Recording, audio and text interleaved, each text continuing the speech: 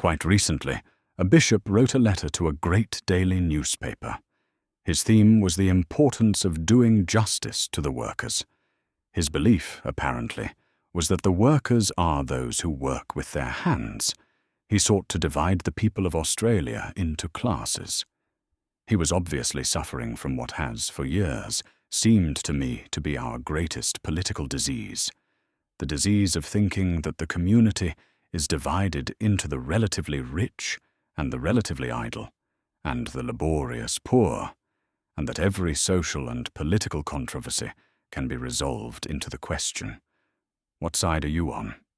Now, the last thing that I would want to do is to commence or take part in a false war of this kind. In a country like Australia, the class war must always be a false war. But if we are to talk of classes, then the time has come to say something of the forgotten class, the middle class, those people who are constantly in danger of being ground between the upper and the nether millstones of the false war. The middle class, who, properly regarded, represent the backbone of this country. We do not have classes here, as in England, and therefore the terms do not mean the same, so I must define what I mean when I use the expression middle class. Let me first define it by exclusion. I exclude at one end of the scale the rich and powerful, those who control great funds and enterprises and are as a rule able to protect themselves, though it must be said that in a political sense they have as a rule shown neither comprehension nor competence. But I exclude them because, in most material difficulties, the rich can look after themselves. I exclude at the other end of the scale the mass of unskilled people, almost invariably well organized, and with their wages and conditions safeguarded by popular law. What I am excluding them from is my definition of the middle class. We cannot exclude them from problems of social progress, for one of the prime objects of modern social and political policy is to give them a proper measure of security and provide the conditions which will enable them to acquire skill and knowledge and individuality. These exclusions being made, I include the intervening range, the kind of people I myself represent in Parliament, salary earners, shopkeepers, skilled artisans, professional men and women, farmers, and so on. These are, in the political and economic sense, the middle class. They are for the most part unorganized and unself-conscious. They are envied by those whose benefits are largely obtained by taxing them. They are not rich enough to have individual power. They are taken for granted by each political party in turn. They are not sufficiently lacking in individualism to be organized for what in these days we call pressure politics. And yet, as I have said, they are the backbone of the nation. The communist has always hated what he calls the bourgeoisie, because he sees clearly the existence of one has kept British countries from revolution, while the substantial absence of one in feudal France at the end of the 18th century and in Tsarist Russia at the end of the last war made revolution easy and indeed inevitable. You may say to me, why bring this matter up at this stage when we are fighting a war, the result of which we are all equally concerned? My answer is that I am bringing it up because, under the pressure of war, we may, if we are not careful, if we are not as thoughtful as the times will permit us to be, inflict a fatal injury upon our own backbone. In point of political, industrial, and social theory and practice, there are great delays in time of war. But there are also great accelerations. We must watch each, remembering always that whether we know it or not, and whether we like it or not, the foundations of whatever new order is to come after the war are inevitably being laid down now. We cannot go wrong right up to the peace treaty and expect suddenly thereafter to go right. Now, what is the value of this middle class, so defined and described. First, it has a stake in the country. It has responsibility for homes, homes material, homes human, and homes spiritual. I do not believe that the real life of this nation is to be found either in great luxury hotels and the petty gossip of so-called fashionable suburbs, or in the officialdom of the organized masses. It is to be found in the homes of people who are nameless and unadvertised, and who, whatever their individual religious conviction or dogma, see in their children their greatest contribution to the immortality of their race. The home is the foundation of sanity and sobriety. It is the indispensable condition of continuity. Its health determines the health of society as a whole. I have mentioned homes material, homes human, and homes spiritual. Let me take them in order. What do I mean by homes material? The material home represents the concrete expression of the habits of frugality and saving for a home of our own. Your advanced socialist may rave against private property even while he acquires it. But one of the best instincts in us is that which induces us to have one little piece of earth with a house and a garden which is ours, to which we can withdraw, in which we can be among our friends, into which no stranger may come against our will. If you consider it, you will see that if, as in the old saying, the Englishman's home is his castle, it is this very fact that leads on to the conclusion that he who seeks to violate that law by violating the soil of England must be repelled and defeated. National patriotism, in other words, inevitably springs from the instinct to defend and preserve our own homes. Then we have homes human. A great house, full of loneliness, is not a home. Stone walls do not a prison make, nor do they make a house. They may equally make a stable or a piggery. Brick walls, dormer windows, and central heating need not make more than a hotel. My home is where my wife and children are. The instinct to be with them is the great instinct of civilized man. The instinct to give them a chance in life, to make them not leaners but lifters, is a noble instinct. If Scotland has made a great contribution to the theory and practice of education, it is because of the tradition of Scottish homes. The Scottish ploughman, walking behind his team, cons ways and means of making his son a farmer, and so he sends him to the village school. The Scottish farmer ponders upon the future of his son, and sees it most assured not by the inheritance of money, but by the acquisition of that knowledge which will give him power. And so the sons of many Scottish farmers find their way to Edinburgh and a university degree. The great question is, how can my son to help society? Not, as we have so frequently thought, how can I qualify society to help my son? If human homes are to fulfill their destiny, then we must have frugality and saving for education and progress. And finally, we have homes spiritual. This is a notion which finds its simplest and most moving expression in The Cotter's Saturday Night of Burns. Human nature is at its greatest when it combines dependence upon God with independence of man. We offer no affront. On the contrary, we have nothing but the warmest human compassion toward those whom fate has compelled to live upon the bounty of the state, when we say that the greatest element in a strong people is a fierce independence of spirit. This is the only real freedom, and it has as its corollary a brave acceptance of unclouded individual responsibility. The moment a man seeks moral and intellectual refuge in the emotions of a crowd, he ceases to be a human being and becomes a cipher. The home spiritual so understood is not produced by lassitude or by dependence. It is produced by self-sacrifice, by frugality and saving. In a war, as indeed at most times, we become the ready victims of phrases.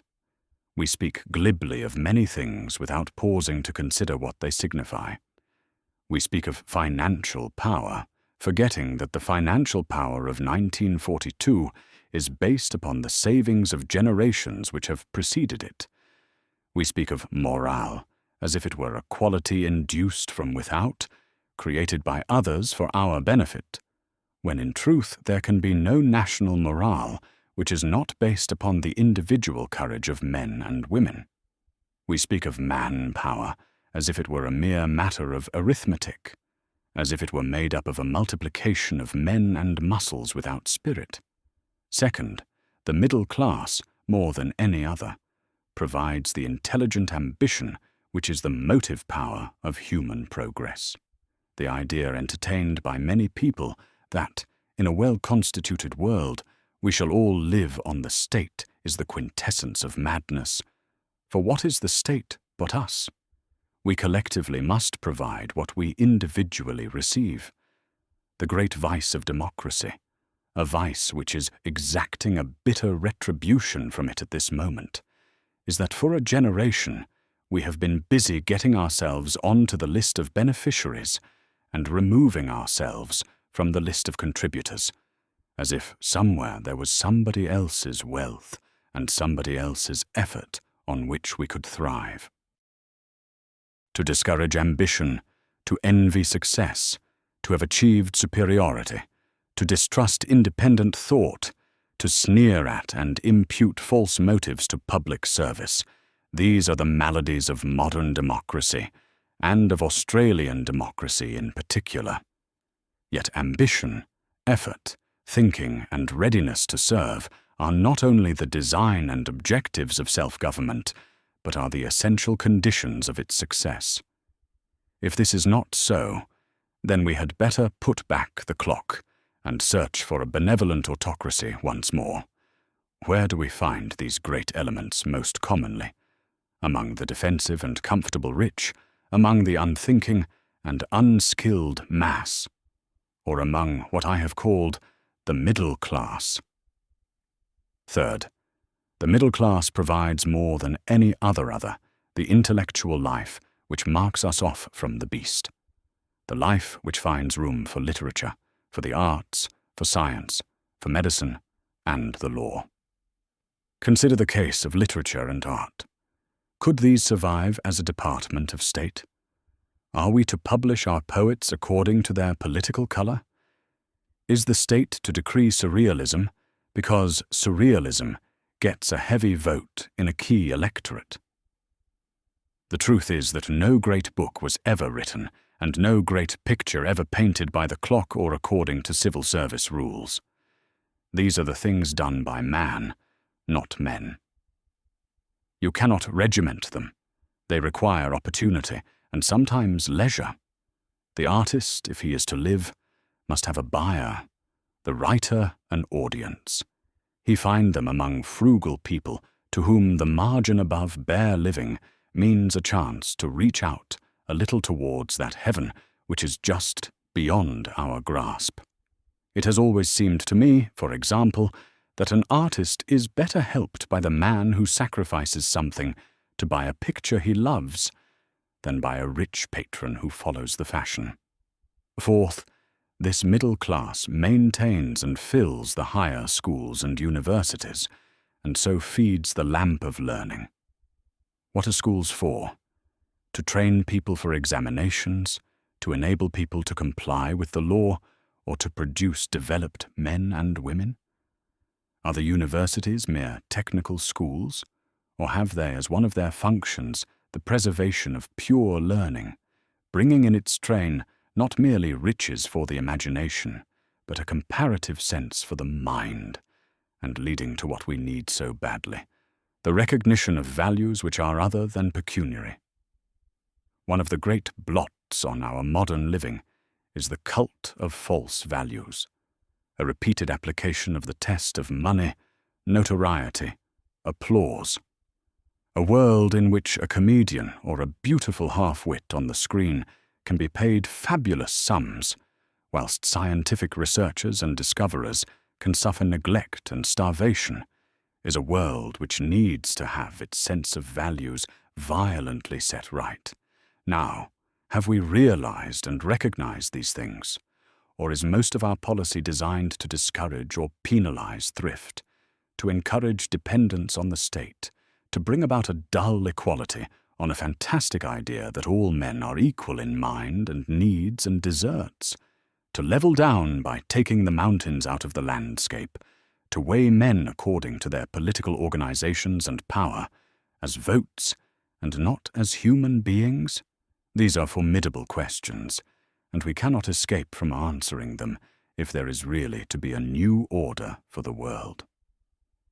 I have been actively engaged in politics for 14 years in the state of Victoria and in the Commonwealth of Australia.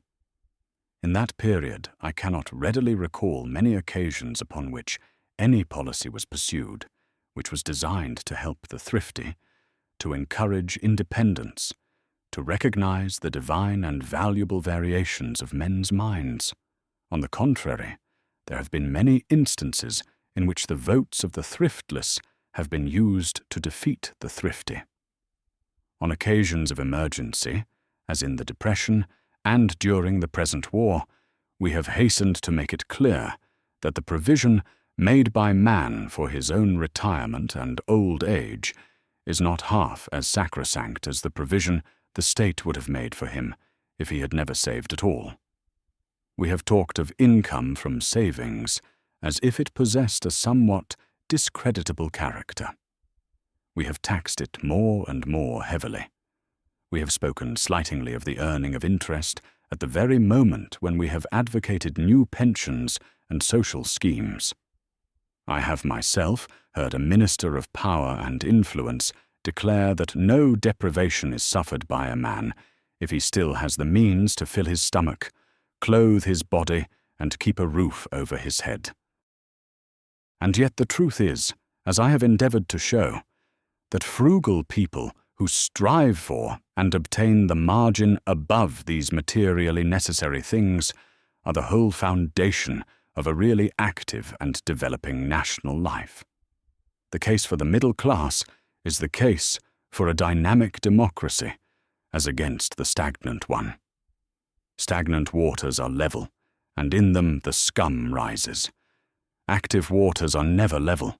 They toss and tumble and have crests and troughs, but the scientists tell us that they purify themselves in a few hundred yards, that we are all, as human souls, of like value cannot be denied, that each of us should have his chance, is and must be the great objective of political and social policy. But to say that the industrious and intelligent son of self-sacrificing and saving and forward-looking parents has the same social deserts and even material needs as the dull offspring of stupid and improvident parents is absurd. If the motto is to be, "Eat, drink, and be merry, for tomorrow you will die," and if it chances you don't die, the state will look after you. But if you don't eat, drink, and be merry and save, we shall take your savings from you. Then the whole business of life would become foundationless. Are you looking forward to a breed of men after the war who will have become boneless wonders?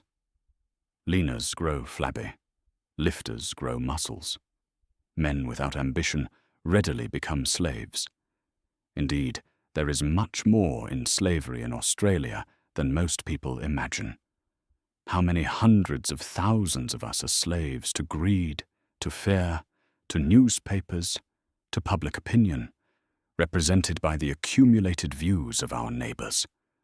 Landless men smell the vapours of the street corner. Landed men smell the brown earth and plant their feet upon it and know that it is good. To all of this, many of my friends will retort, "Ah, that's all very well. But when this war is over, the levellers will have won the day." My answer is that, on the contrary, men will come out of this war as gloriously unequal in many things as when they entered it. Much wealth will have been destroyed, inherited riches will be suspect, a fellowship of suffering, if we really experience it, will have opened many hearts and perhaps closed many mouths. Many great edifices will have fallen, and we shall be able to study foundations as never before, because war will have exposed them.